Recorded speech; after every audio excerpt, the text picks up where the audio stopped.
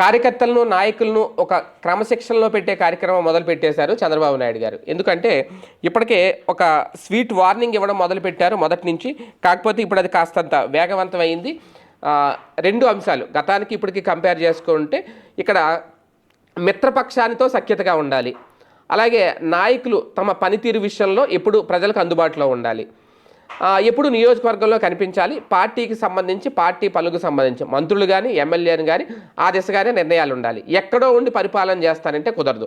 ఎక్కడో మేము వ్యాపారాలు చేసుకుని నియోజకవర్గంలో మా తరపున ఒక మనిషి చక్రం తిప్పుతాడంటే కుదరదు. ఇది చాలా స్ట్రిక్ట్గా అమలు చేయాలనుకుంటున్నారు చంద్రబాబు నాయుడు గారు. మరి అది ఎంతవరకు సాధ్యమవుతుందో తెలియదు. ఎందుకంటే ఏ ఎమ్మెల్యే కూడా ఏ వ్యాపారాలు లేకుండా ఉండడు. ప్రధానంగా హైదరాబాద్లో, తెలంగాణ రాష్ట్రంలో వ్యాపారాలు చేసుకుంటే ఆంధ్రప్రదేశ్లో ఎమ్మెల్యేగా కొనసాగుతున్న వాళ్ళు చాలామందే ఉంటారు. వైసీపీలో ఉండరని నేను అన్నాను. వైసీపీలోనే ఉంటారు, టీడీపీలోనే ఉంటారు, మిగిలిన పార్టీల్లో కూడా ఉంటారు, నో డౌట్ అందులో.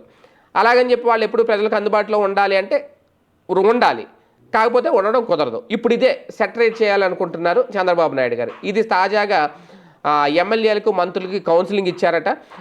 వాళ్ళ మీద అవసరమైతే దీన్ని గనక ఎవరైనా ఉపేక్షిస్తే కఠినంగా చర్యలు ఉంటాయి అని కూడా చెప్తున్నారట. మరి దీనికి సంబంధించి అంటే దాదాపుగా తెలుగుదేశం పార్టీ చిన్న పార్టీ కాదు, 40 ఏళ్ళుగా ప్రజల్లో ఉన్న పార్టీ, 40 ఏళ్ళుగా తెలుగు ప్రజలకు పరిచయంలో ఉన్న పార్టీ.